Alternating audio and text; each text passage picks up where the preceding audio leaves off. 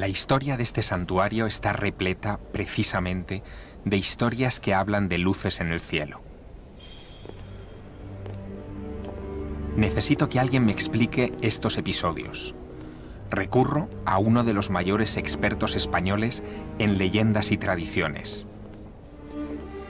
Con él he compartido viajes e incluso escribí uno de mis primeros libros. Se llama Jesús Callejo y ya me espera en Montserrat.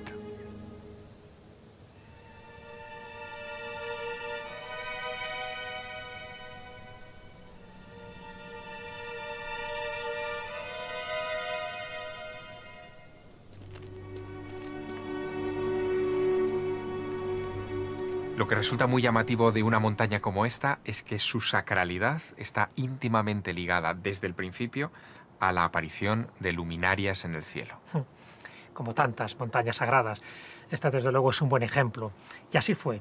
Por lo menos de la que tenemos constancia es en el siglo IX. Posiblemente antes también ocurrieran este tipo de fenómenos lumínicos, pero en el siglo IX, evidentemente tenemos que acudir a la leyenda, sí que ocurre algo muy significativo en el año 880. Nos cuenta esta tradición piadosa que 7 pastores del Monistrol, durante 7 sábados consecutivos, ven incidir unas luminarias en un lugar concreto. Ese lugar concreto es la Cova Santa. Evidentemente no se llamaba así, pero les llama tanto la atención que dan parte a las autoridades eclesiásticas. En aquel momento era el obispo de Manresa. El obispo de Manresa le extraña también aquella noticia y piensa que es una señal divina, que les están marcando algo que tienen que encontrar. Envía una comisión y efectivamente encuentran una virgen, la Moreneta. Pero se da una circunstancia también anómala, no solo ya por el olor a fragancia de rosas, no solo por un sonido especial, como un zumbido de abejas, sino que intentan llevar la imagen, a petición expresa del obispo de Manresa, a esta localidad. ¿Para qué? Para venerarla. Pero la imagen, de manera sobrenatural, adquiere un peso y un peso y un peso que es imposible moverla. Otra señal que indica que tiene que ser reverenciada en este sitio. Y efectivamente ahí se hace la primera ermita, que luego se convierte en esto. Pero eso es leyenda, al fin y al cabo, son tradiciones, como tú muy bien has dicho, piadosas. Pero ¿existe algún documento, alguna prueba históricamente fidedigna o valorable que demuestre o que dé fe de que aquí se veían esas luces? Claro que sí, estamos hablando de un gran místico, San Ignacio de Loyola. Ignacio de Loyola, que posiblemente conociera este tipo de tradiciones, él por alguna razón sabe que tiene que venir a Montserrat. Y se sabe que tuvo varias visiones, muchas relacionadas con luminarias, algunas que iban a ras de suelo, jugaban un poco con él, también con ese comportamiento inteligente, le daban una cierta inteligencia infusa, dice que le abrían los ojos del conocimiento, y también ve una serpiente que él describe con muchos ojos. ¿Por qué describe con muchos ojos? No eran ojos realmente, sino eran luces que iban alrededor de esta, vamos a llamarla, especie serpenteante que le llama tanto la atención que la asocia con el maligno. Fíjate, no lo asocia precisamente con algo positivo. Es como algo inquietante, pero a la vez luminoso. Durante 15 años tiene esa visión, no solo aquí es donde empieza, pero también aquí empiezan sus ejercicios espirituales, aquí empieza realmente su devoción, su vocación, y cuando surge su dedicación a crear ni más ni menos que la Compañía de Jesús. Es decir, que venimos a estos lugares desde la prehistoria buscando sensaciones. Buscando sensaciones y recargarnos. Fíjate, tiene ese doble valor.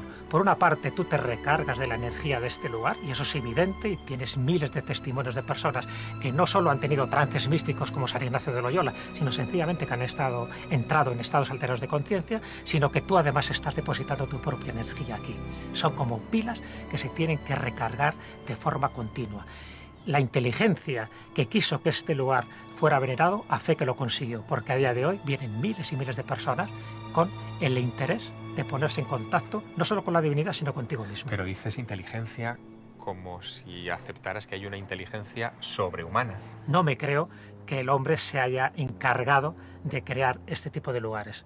Ya esta inteligencia, vamos a llamarla así, ya estaba diseñando un plan de largo alcance, y este sería uno de los epicentros importantes, no solo de la península ibérica, sino del mundo, para que tú entres en contacto con la divinidad.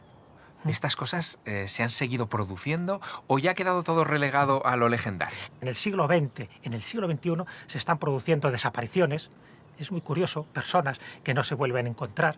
Y luego esos fenómenos lumínicos, por ejemplo, esos 11 de cada mes de Luis José Grifol. Y un dato muy interesante que seguro que te va a sorprender.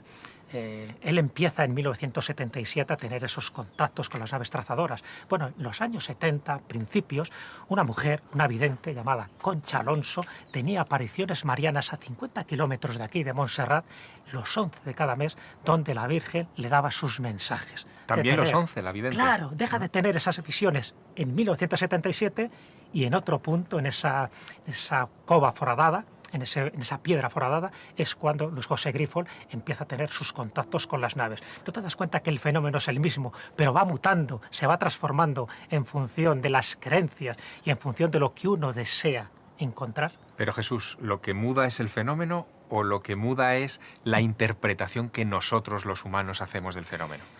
Mi teoría particular es que ocurren las dos cosas. El fenómeno va mutando, se va adaptando a la forma de pensar de cada momento, pero también nosotros lo vamos interpretando con otro criterio, porque tenemos más información.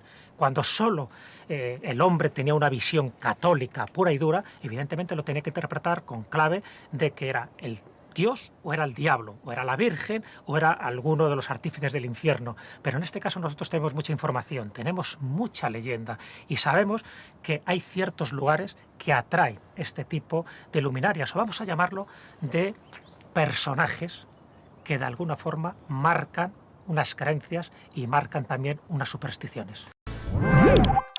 En Cero, de Movistar Plus.